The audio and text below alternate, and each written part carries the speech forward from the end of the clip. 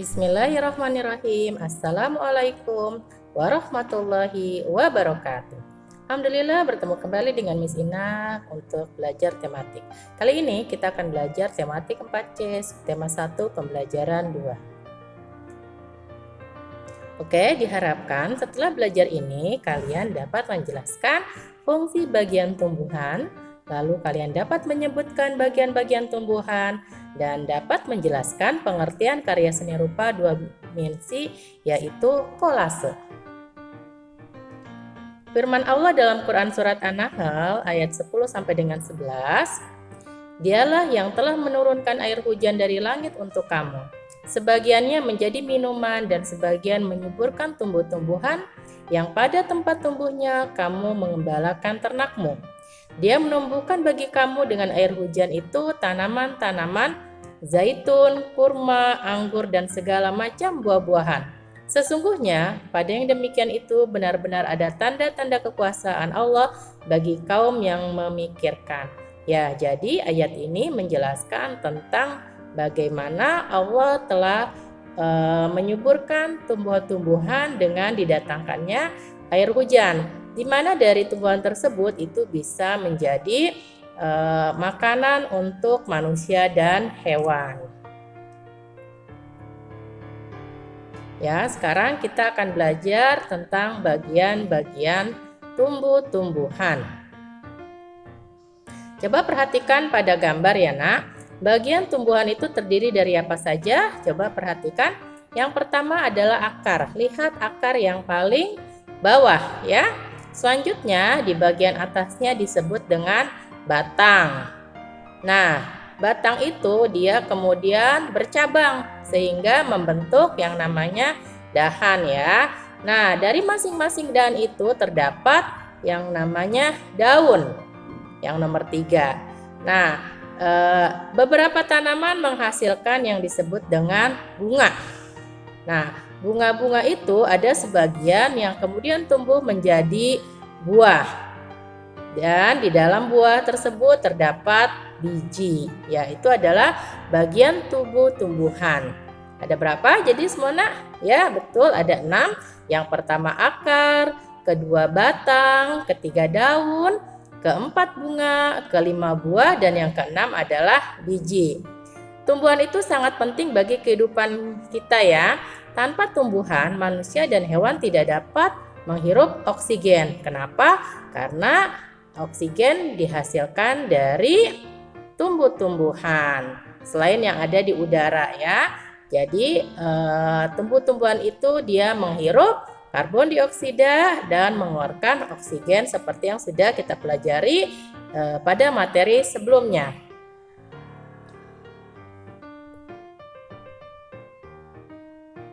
Nah, sekarang kita belajar tentang akar. Akar merupakan bagian tumbuhan yang terletak di bawah tanah. Ada 2 jenis akar ya, ada 2 jenis akar. Yang pertama disebut dengan akar tunggang. Nah, ciri-ciri dari akar tunggang adalah akarnya panjang dan tebal. Contohnya pada pohon mangga dan rambutan atau pohon-pohon yang berbatang besar. Nah, yang kedua ada yang disebut dengan akar serabut. Nah, akar serabut itu dia panjang dan halus. Dia terdapat pada rumput, bambu, dan padi. Lihat gambar. Akar tunggang seperti yang sebelah kiri ya, kemudian yang akar serabut di sebelah kanan.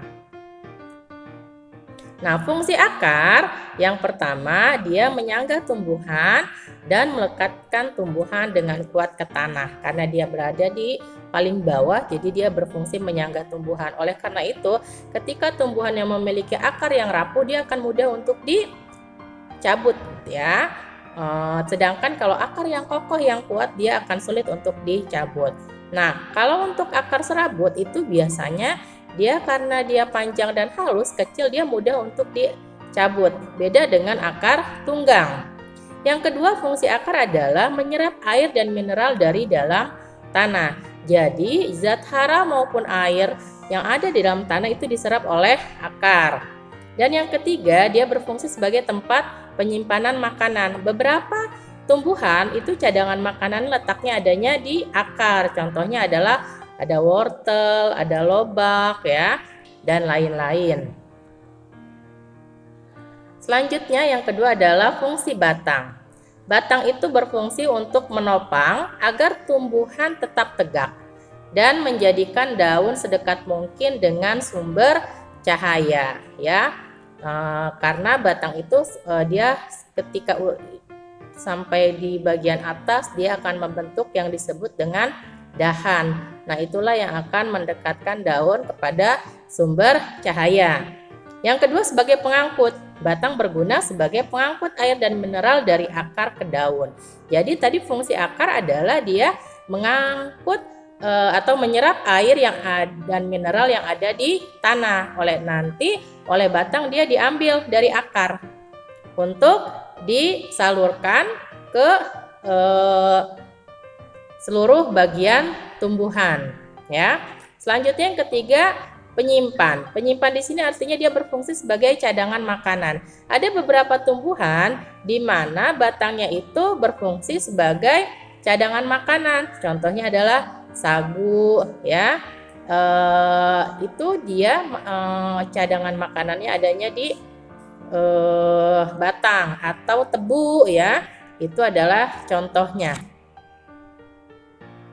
Oke, selanjutnya adalah daun. Fungsi daun ada 4. Yang pertama sebagai alat pernapasan tumbuhan. Daun adalah organ tanaman yang sangat penting karena fungsi daun adalah sebagai alat pernapasan pada tumbuhan. Jadi di dalam daun itu ada yang namanya stomata atau mulut daun. Ya, dan yang kedua sebagai proses fotosintesis. Daun adalah tempat proses pembentukan zat makanan tumbuhan yang kita kenal dengan istilah fotosintesis. Jadi karbon dioksida, kemudian cahaya matahari itu diserap oleh daun, kemudian diolah untuk menjadi makanan. Nanti makanan itu akan disalurkan ke bagian tumbuhan yang lain. Yang ketiga, tempat terjadinya gutasi. Gutasi adalah proses pelepasan air dalam bentuk cairan dari jaringan daun. Gutasi bisa terjadi jika kondisi tanah yang menjadi tempat tumbuh tanaman sesuai dengan jenis tanamannya sehingga penyerapan airnya tinggi. Yang terakhir, membantu proses perpindahan makanan. Yang tadi sudah jelaskan ya bahwa daun itu adalah tempat proses fotosintesis. Nanti setelah diolah maka akan disalurkanlah hasil fotosintesis itu ke bagian tumbuhan lain, tempat cadangan makanan. Yang selanjutnya adalah bunga, buah, dan biji. Bunga adalah bagian tumbuhan yang paling indah dan berwarna-warni. Pada sebuah tumbuhan, pada sebagian tumbuhan, bunga itu tumbuh menjadi buah. Contohnya pada buah mangga ataupun pada tanaman rambutan. Jadi pertama kali ketika muncul itu sebelum buah itu bunga dulu. Nanti bunga itu akan berubah menjadi buah ya. Selanjutnya, bunga, buah, dan biji memiliki fungsi umum yang sama, yaitu berperan dalam perkembangbiakan. Bunga yang telah dibuahi akan berubah menjadi buah, dan di dalam buah terdapat biji ya. Bunga berfungsi sebagai alat perkembangbiakan karena memiliki alat kelamin berupa benang sari dan putik. Nanti kalian akan belajar tentang perkembangbiakan pada tumbuhan ya. Buah juga berfungsi sebagai cadangan makanan. Jadi ada beberapa tumbuhan yang memiliki buah sebagai cadangan makanan sehingga dapat dikonsumsi atau dimakan oleh hewan ataupun manusia. Dan yang terakhir, biji berfungsi sebagai calon tumbuhan baru. Yang disebut calon tumbuhan baru, kalian bisa menanam biji tersebut di mana nanti biji tersebut akan tumbuh menjadi tanaman yang baru. Nah, selanjutnya kita akan belajar tentang karya seni rupa teknik tempel, yaitu kolase, mozaik, dan montase. Coba perhatikan, yang disebut dengan kolase adalah karya seni rupa dua dimensi yang menggunakan berbagai bahan Misalnya kertas, kain, kaca, logam, dan kayu yang ditempelkan pada permukaan gambar atau pola. Nah, ini biasanya kalian sudah pernah mengerjakannya ya. Biasanya kita membuat kolase dari kertas origami ya. Itu disebut dengan kolase. Selanjutnya yang disebut dengan mozaik adalah teknik seni membuat gambar tersusun dari potongan bahan-bahan kecil dan berwarna seperti gelas, batu, kertas warna, atau biji-bijian yang disusun secara rapi pada bidang datar. Itu yang disebut dengan mozaik. Dan yang disebut dengan montase adalah gambar yang dihasilkan dari percampuran beberapa sumber atau gambar jadi, ya. Nah, coba perhatikan. Kalian harus bisa membedakan apa yang disebut dengan kolase, mozaik, dan montase. Yang disebut dengan kolase, dia itu berasal dari bahan yang berbeda jenis, ya. Jadi, ketika membuat sebuah pola, lalu ditempelkan, nah bahan-bahannya boleh macam-macam, jadi satu. Sedangkan kalau mozaik itu, pertama dia menggunakan bahan yang sama. Jadi kalau misalnya kolase, kalian membuat kolase dari biji-bijian. Kamu bisa campur ada biji jagung, ada beras gitu ya. Atau kemudian ada kacang hijau. Nah, itu dibentuk seperti membuat burung dengan macam-macam biji-bijian. Sedangkan kalau mozaik, dia menggunakan bahan yang sama dan ukurannya dia kecil. Ya. Jadi mozaik itu berupa susunan kepingan bahan yang sama. Sedangkan kalau kolase dia bisa ukurannya besar-besar dan macam-macam dalam satu bentuk. Sedangkan yang disebut dengan montase berasal dari gambar yang sudah jadi, kita potong-potong dari macam-macam, kemudian kita jadiin satu menjadi satu tema. Ya, itu disebut dengan montase. Nah, ini contohnya ya, Nak. Coba lihat. Pada gambar kolase, di situ kita menggunakan origami. Untuk matanya itu kita tidak menggunakan origami, bisa menggunakan kain perca gitu ya. Nah, atau nanti ditambahkan seperti membuat sungutnya yang di atas kepala kupu-kupu itu dari spidol. Nah, ini namanya kolase. Sedangkan montase, coba perlihat yang di tengah. Nah, ini ada beberapa macam gambar yang kalian ambil dari majalah ataupun dari buku, kalian gunting lalu kalian tempel. Nah, ini temanya adalah tempat ibadah atau masjid ya. Sedangkan mozaik, coba dilihat, itu adalah gambar ikan menggunakan biji-bijian. Ukurannya kecil. Dari manik-manik apa biji nih? Ada yang dari manik-manik atau ada yang dari biji ya, bisa. Dan pertama ukurannya kecil, dan itu mereka menggunakan satu jenis. Satu jenis artinya apa? Jadi dia menggunakan satu bahan.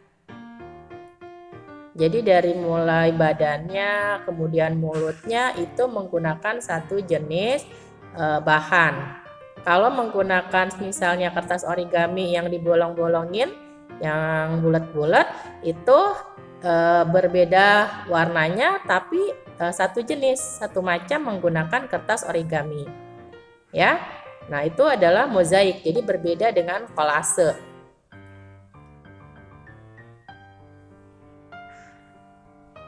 Nah, ini contoh mozaik. Mozaiknya ini dari keramik ya. Selanjutnya ini juga dari kaca nih. Ini mozaik juga. Selanjutnya yang ini, yang di sebelahnya adalah kolase. Bedanya di mana? Nah, bedanya kalau kolase, yang gambar kolase yang tadi Miss jelaskan, itu dia dari macam-macam bahan. Itu bentuk kupu-kupu gabungan dari kacang hijau dan jagung ya. Sedangkan kalau yang tadi gambar mozaik di sebelahnya, yang pertama keramik semuanya. Yang sebelahnya lagi kaca semuanya, ya. Nah, kesimpulannya adalah tumbuhan sangat penting bagi kehidupan kita. Tanpa tumbuhan tidak akan ada makanan bagi hewan dan makhluk hidup lainnya. Kesimpulannya adalah yang pertama, tumbuhan sangat penting bagi kehidupan kita. Tanpa tumbuhan tidak akan ada makanan bagi manusia, hewan, dan makhluk hidup lainnya. Yang kedua, kolase, mozaik, dan monrase merupakan karya seni tempel 2 dimensi. Ya, itulah kesimpulan materi hari ini. Sudah selesai ya. Marilah sama-sama kita tutup dengan baca hamdalah. Alhamdulillahirrabbilalamin. Tetap semangat dalam belajar, jaga terus kesehatan. Billahi taufiq wal hidayah. Wassalamualaikum warahmatullahi wabarakatuh.